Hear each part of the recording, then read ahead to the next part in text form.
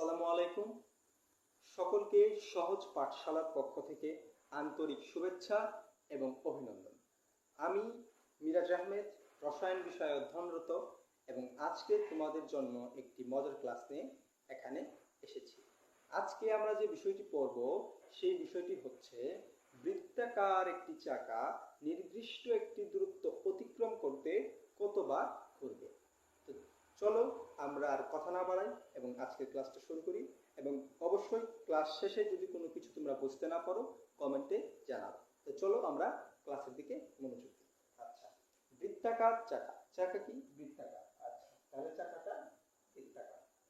যদিও আমারটা পুরোপুরি বৃত্ত হয়নি, কিন্তু তোমরা বুঝে নিবা যে বৃত্তটা এরকম। আচ্ছা, বৃত্তের কি থাকে? বৃত্তের একটি কেন্দ্র থাকে এবং কেন্দ্র থেকে নির্দিষ্ট একটি দূরত্ব থাকে।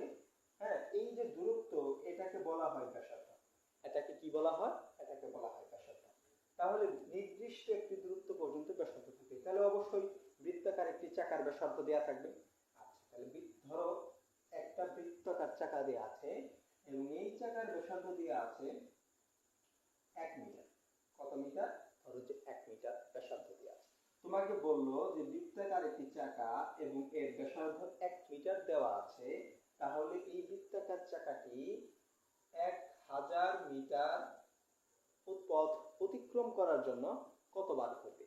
কি বললো? যে বৃত্তাকার একটি চাকা যার ব্যাসার্ধ 1 মিটার এবং এটি 1000 মিটার পথ অতিক্রম করতে চাকাটি কতবার ঘুরবে। তো চলো আমরা এই সমস্যাটির সমাধান করি। দেখো, এইটা যদি একটা বৃত্ত হয়, এই বৃত্তের এই জায়গা থেকে পুরাটা ঘুরে আসাটাই কি? বৃত্তের পরিধি। এবং আমরা কি জানি যে বৃত্তের পরিধি হচ্ছে 2πr। তো আমরা জানি যে বৃত্তের পরিধি 2πr। তাহলে একবার যদি ঘুরে এই জায়গায় আসে সেটি হচ্ছে 2πr। তাহলে আমরা তো জানি না যে 1000 মিটার আসতে কতটুকু ঘুরবে। তো সেটাকে আমরা ধরলাম n সংখ্যক। কি সংখ্যক ধরলাম আমরা? n সংখ্যক ধরলাম। মানে n বার ঘুরলে বৃত্তাকার চাকাটি 1000 মিটার পথ অতিক্রম করবে।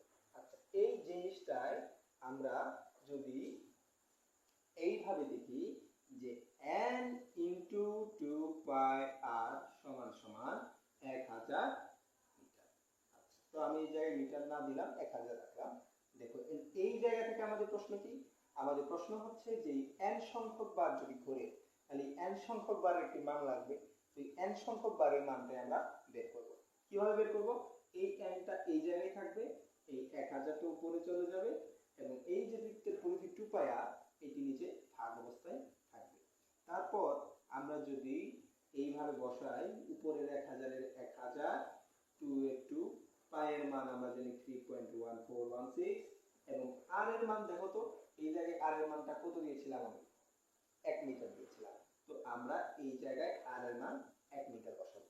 বসানোর পর এই পুরোটা যদি আমরা ক্যালকুলেশন করি, যদি পুরোটা আমরা ক্যালকুলেটরে দেই, তাহলে আমরা বের করে ফেলতে পারবো যে বৃত্তাকার একটি চাকা যদি ব্যাসার্ধ 1 মিটার হয় এবং সেটি যদি 1000 মিটার পথ অতিক্রম করে, তাহলে কতবার ঘুরবে।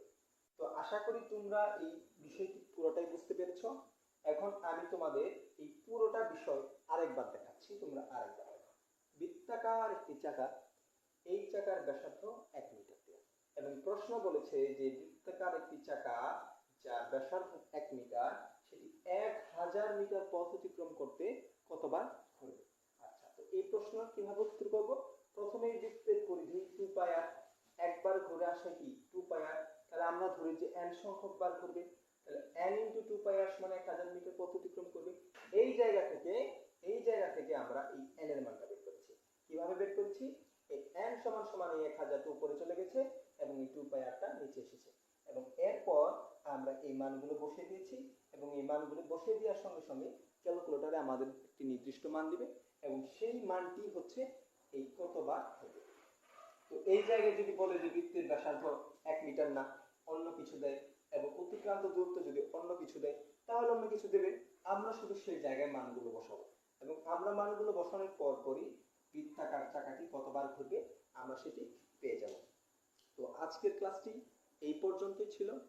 প্রতিদিনই তোমাদের এরকম মজার মজার ক্লাস দেওয়া হবে। অবশ্যই যদি তোমরা ক্লাসটি করতে চাও, আমার পেজটি তোমরা ফলো দিয়ে রাখবে, তাহলে প্রতিবার তোমরা এই ক্লাসগুলো পাবা। আর এইরকম ক্লাস ভিতরে তোমরা যদি কোনো কিছু না বুঝো বা তোমাদের কোনো প্রশ্ন থাকে, তোমরা অবশ্যই কমেন্ট করে জানাবে, এবং অথবা আমাকে তোমরা ইনবক্সেও জানাতে পারো। তো আজকে ক্লাসটা এই পর্যন্তই ছিল। সকলেই সুস্থ থাকো, ভালো থাকো, সকলের দীর্ঘায়ু কামনা করে আমি ক্লাসটা শেষ করছি। আসসালামু আলাইকুম।